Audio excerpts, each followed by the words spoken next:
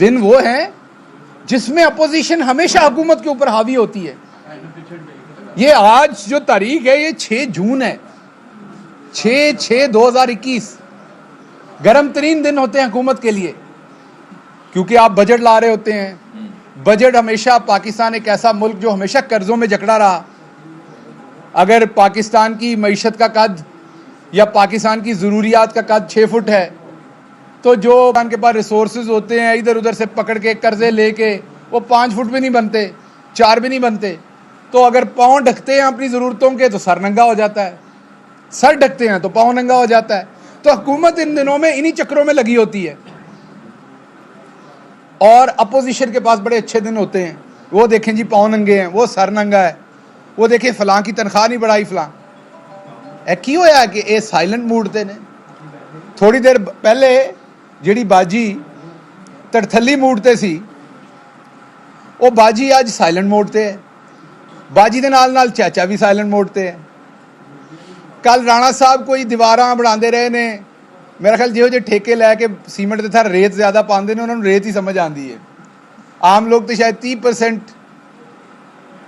30% लेते हैं कमीशन, राणा साहब शायद ज़्यादा लेते होंगे, क्योंकि ज़्यादा आपको पता है कि 2-3 की चनाई होती है या 3-4 की। तो सीमेंट क्योंकि राणा साहब डालते ही नहीं होंगे वहाँ अपने जो इनको फंड्स मिलते होंगे। तो कल भी कोई रेत की बात कर रहे थे, वो गिरी हुई दीवार, गिरे हुए। राणा साहब लम्बे क्यों पे हो, पहले उठ के खड़े हो, वो तो आपको पता लगे गिरे हुए नहीं है। अगर राणा साहब आपने खुद ही टांगे आसमान की तरफ की हुई हैं, वर्जिश कर रहे हैं आप, और सर आपका ज़मीन की तरफ है, तो आपको पूरी दुनिया गिरी हुई लगनी, उल्टी लगनी है। पर असल दे विच तुसी आप डिगे हुए हो। राणा साहब थोड़ा जिहा उठ के खड़े होवो और थोड़ा जिहा अपना सिर मोड़ो ऊपर वाले पासे नूं, ताकि तुहानू नज़र आवे कि कुछ गिरिया होया नहीं है, तुसी आप ही गिरे हुए हो।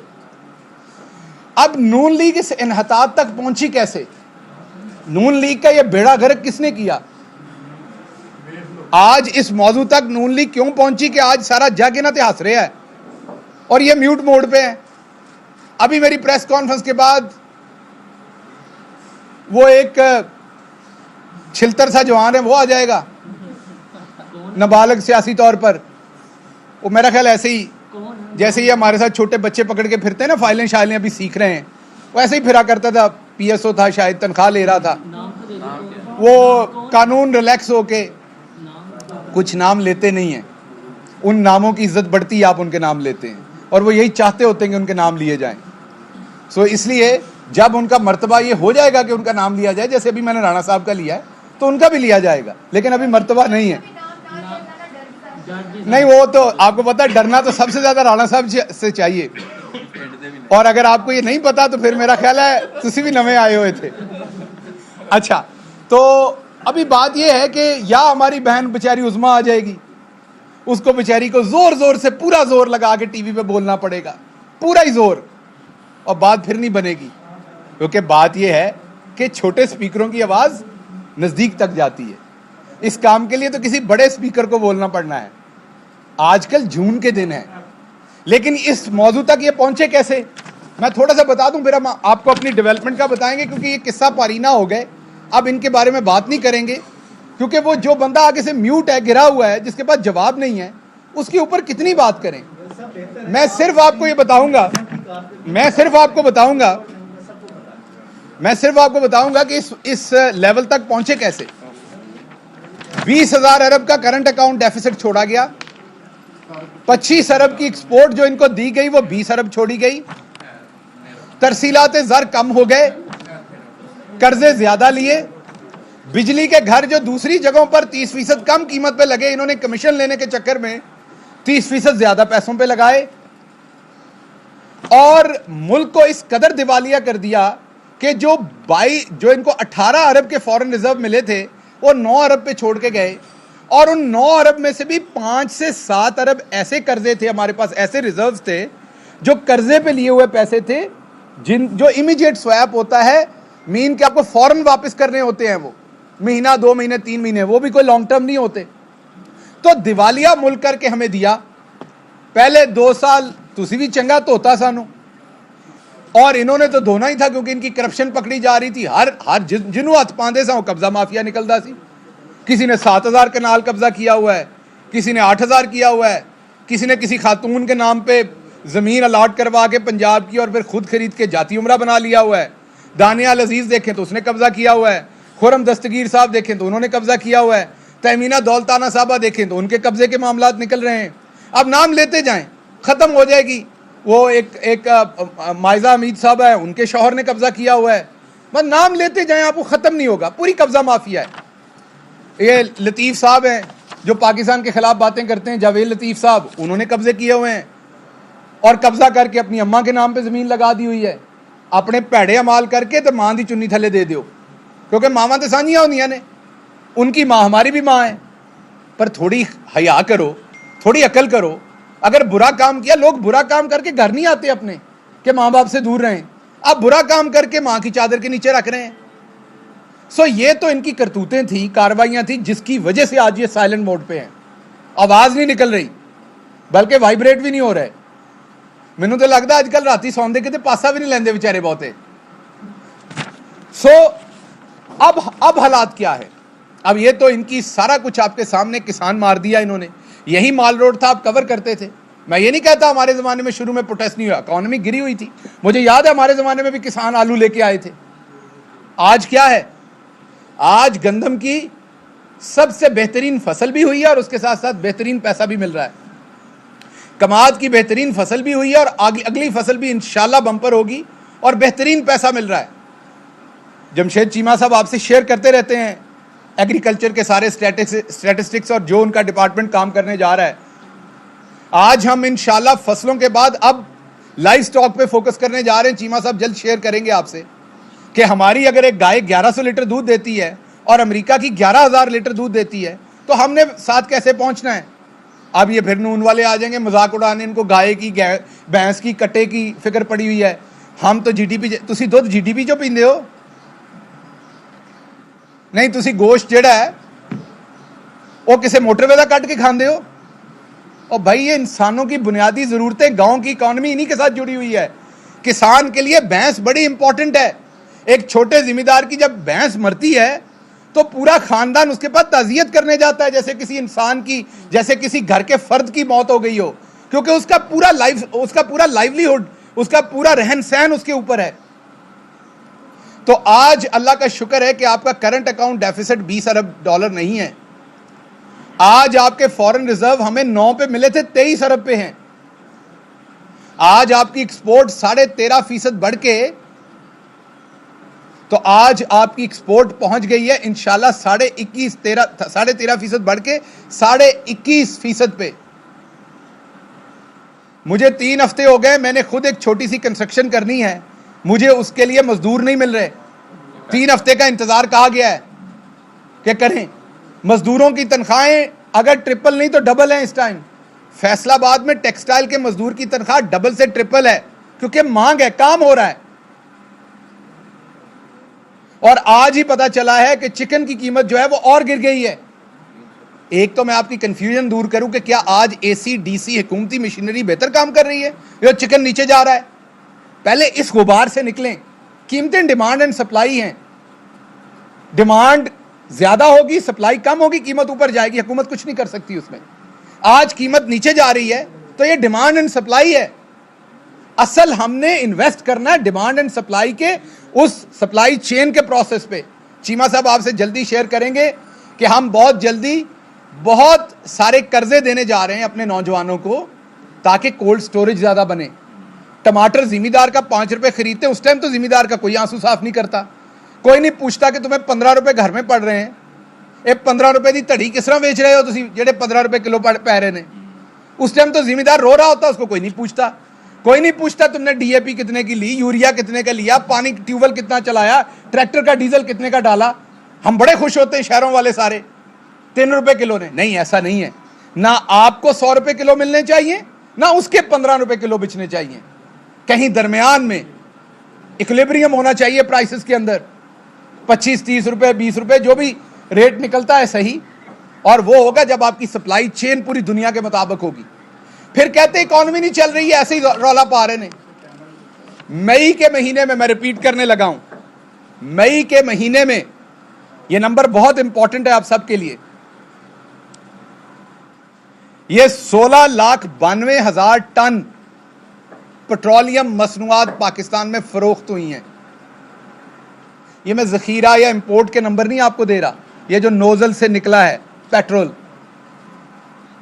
16,92,000 टन पाकिस्तान की तारीख का सबसे बड़ा नंबर है। ये पाकिस्तान की तारीख में सबसे बड़ी पेट्रोलियम की इस्तेमाल है और फरोख्त है। 16,92,000 में से डीजल 7,62,000 टन जो है वो सेल हुआ है और पेट्रोल 7,30,000 टन इस्तेमाल हुआ है। और जो दूसरा कैरोसिन है, लाइट डीजल है और दूसरी जो मसनूआत हैं वो 2 लाख टन इस्तेमाल हुई हैं। नून वाले ने पूछो अगर इकॉनमी नहीं चल रही तो यह तेल कौन खरीद रहा है? और ये मैंने नंबर हुकूमत की इंपोर्ट के नहीं दिए, ये मैंने आपको नंबर दिए जो पेट्रोल पंप पे नोजल पे बिका है। तो ये कौन खरीद रहा है? इकॉनमी नहीं चल रही। ये इस साल मई के महीने में पाकिस्तान की तारीख की बुलंद तरीन पेट्रोलियम मसनूआत की जो सेल हुई है माफ कीजिएगा, ये अगर आपकी इकॉनमी दौड़ नहीं रही, अगर ये फैक्ट्रियों में इस्तेमाल नहीं हो रहा, अगर जिम्मेदार ने इसे थ्रेशर में इस्तेमाल नहीं किया, अगर जिम्मेदार ने इसे ट्यूबवेल में इस्तेमाल नहीं किया, अगर जिम्मेदार ने यही डीजल हल चलाने के लिए इस्तेमाल नहीं किया, अगर ट्रांसपोर्ट की गाड़ियां नहीं दौड़ी, तो ये कहां इस्तेमाल हुआ है? अब नून लीग वाले आगे ये ना कह दें कि आजकल हमने अपनी गाड़ियां स्टार्ट रखी हुई हैं भागने के लिए, तो गाड़ियां दिन रात हमारी स्टार्ट रहती हैं, एसी चलते रहते हैं, इसलिए तेल ज्यादा हुआ है इस्तेमाल। मतलब आज तो जवाब भी आप खुद ही दे रहे हैं उनके। आप मेरे से बहुत ज्यादा एक्सपीरियंस है इस दश्त में, आपको पता है उनको टोटरू आ जाना जवाब दें। अब कोई असल बात है, अब मुझे असल गुस्सा ये है कि सानू वेले कीता होया है, सानू इमरान खान ने कट देना है जे इन्होंने और 4 दिन ना बोले आदे। एक मिनट, मेरी नौकरी खतरे में है, अगर इन्होंने जवाब ना दिए साइलेंट मोड पर है, साड़ी छुट्टी हो जानी है। मैं तो इसलिए इन्हें हिला जला रहा हूं, खुदा का वास्ता अपने लिए नहीं हमारे लिए बोलो और फिर झूठ ही बोलो, एक बारी फिर झूठ बोलो जिस तरह पहले बोलते रहे हो। सो बात यह है कि मैं 2-3 छोटी छोटी बातें आपके सामने रख दूं अब लाहौर के लिए, क्योंकि आप लाहौरी हैं, आपका एक इंटरेस्ट लाहौर के साथ भी है। लाहौर का वाटर टेबल नीचे जा चुका था, पानी निकलता नहीं था, ये मुझे नहीं बताने की जरूरत, आपको मेरे से ज्यादा पता है। रावी जो किसी जमाने में जिसके ऊपर शेर लिखे जाते थे, शायरी थी, जिसके किनारों पर रात को हवा चलती थी तो वो भी एक मौसीकी होती थी, जिसके किनारों पर लोग बैठ के माये टप्पे टोले और इश्क दियां दास्ताना सन, उस रावी को गंदे पानी का जौहर बना दिया इस पंजाब स्पीड ने, क्योंकि दिमाग सिर्फ ओवरब्रिज और अंडरपास के विच सी फसिया होया। सो अंडरपास और ओवरब्रिज से निकलते तो काम बनता। जब प्राइम मिनिस्टर ने यह माहौल का खतरा देखा और जो लाहौर की एक्सपोनेंशियल ग्रोथ हुई हॉरिजेंटल, उसकी वजह से आपकी तकरीबन 13% जो एग्रीकल्चरल लैंड थी लार्जर लाहौर के अंदर, वो कंक्रीट में बदल गई, दरख्त आपके खत्म होकर रह गए। तो अब वाला आपका प्राइम मिनिस्टर आप लोगों के लिए इन्होंने दिमाग चुंदा थे पहले कुछ कर दे। कहीं पे मेवाकी फॉरेस्ट लगा रहे हैं, अर्बन फॉरेस्ट के एक शहर नया बना रहे हैं, रिवर रावी, बड़ा उसके बारे में कहा गया। वो आपको पता होना चाहिए कि वो प्रोजेक्ट सबसे पहले 50s और 60s में कंसीव हुआ था। एक डिप्टी कमिश्नर थे जिन्होंने वो कंसीव किया था, नहीं हो सका। फिर जब मुशर्रफ साहब का जमाना था और यहां जिली गवर्नमेंट थी, उस पर बहुत सारा काम हुआ, लेकिन वो आगे नहीं बढ़ सका। फिर शहबाज शरीफ साहब ने भी उस पर काम करने की कोशिश की, हाथ डाला लेकिन वजनी था। शहबाज शरीफ साहब की कमर दर्द होंगी है, तुहानू पता अक्सर, उन्होंने फिर नहीं हथ पाया इनू, क्योंकि वजनी प्रोजेक्ट था। उन्होंने वो दोनों भाइयों ने जाके चन्योट से सोना निकाला था, अब वो चन्योट वाले सोना लबदे फिर रहे ने बेचारे। सो वो सोना निकालने के चक्कर में आए और प्राइम मिनिस्टर ने यहां डिसाइड किया कि अब रूडा बनेगा नया सिटी लाहौर को बचाने के लिए। पाकिस्तान की तारीख की बुलंद तरीन शफाफ बिडिंग हुई, आप सबके सामने हुई, आरिफ हबीब कंसोर्शियम ने वो जीती। अब इंशाल्लाह उसके अगले 2 फेजेस बहुत जल्द, पहला फेज हो गया, अगले 2 फेजेस की बहुत जल्द जो है वो उनकी भी बिडिंग आने वाली है। सफायर बे का जोन 7, 4, 6 और दूसरी बहुत सारी जो चीजें उनकी बिडिंग होगी। ऑलरेडी वहां पर हस्पताल और पाकिस्तान की जो अच्छी बड़ी यूनिवर्सिटीज हैं उनको कहा गया कि आप पैसे बाद में देंगे, पहले आके अपने कैंपसेस और हॉस्पिटल बनाना शुरू करें। वहां सड़कों पर तामीर का काम जारी है, वहां पर डैम बनाए जाएंगे, पानी को पहले साफ किया जाएगा डैम से पहले, उसके बाद डैम में पानी जमा किया जाएगा, उसके इर्द गिर्द सारी प्लांटेशन की जाएगी ताकि लाहौर को सांसें दे सके दोबारा, वो शहर लाहौर के लंग्स का काम करे। और जैसे इंडिया में गुड़गांव है, नोएडा है, दिल्ली के अंदर बनाया हुआ है, ऐसे हम भी नए शहरों के साथ आबाद करें और अपने मुल्क के शहरियों को सांस लेने की साफ हवा दें। अब ये जो मास्टर प्लान्स हैं शहरों के, 5 बड़े शहर जिनके अंदर पंजाब की 34% आबादी रहती है, 34 मिलियन आबादी रहती है 5 बड़े शहरों में, उनके मास्टर प्लान पे भी काम हो रहा है। उसके साथ साथ 7 इंटरमीडिएट शहर हैं जिनमें 25 मिलियन आबादी रहती है, और फिर उसके बाद जो 16 सेकेंडरी सिटीज़ हैं, छोटे टाउन हैं, चीचावतनी साइज़ के छोटे टाउन हैं, उनमें 5 मिलियन से ज़्यादा आबादी रहती है। इनके लिए मास्टर प्लान लेके आ रहे हैं। ये पहले तो नाल किसी ने गल्लां नहीं शेयर कीतियां सन, कोई ट्रेन इधरों दी जांदी सी, कोई इधरों दी जांदी सी, और विचों दी अंडरपास जांदा सी। शहबाज गिल न्यूज़ कॉन्फ्रेंस कर उन्होंने कहा कि नून लीग डरते थे कि खिलाफ बात की तो क्या होगा, पाकिस्तान हमेशा कर्जों में जकड़ा रहा है। उन्होंने कहा कि ये 20,000 अरब का करंट अकाउंट खसारा छोड़ कर गए, बिजली के घर कमीशन के चक्कर में 30% पर लगाए। उन्होंने कहा कि हम फसलों के बाद लाइफ स्टॉक पर जा रहे हैं और परवेज़ मुशर्रफ का ज़माना था, तब बहुत काम हुआ मगर मुकम्मल नहीं हुआ। पाकिस्तान की तारीख की बुलंद तरीन पेट्रोलियम मसनूआत की सेल हुई। नून लीग वालों से पूछे कि इकॉनमी नहीं चल रही तो तेल कौन खरीद रहा है।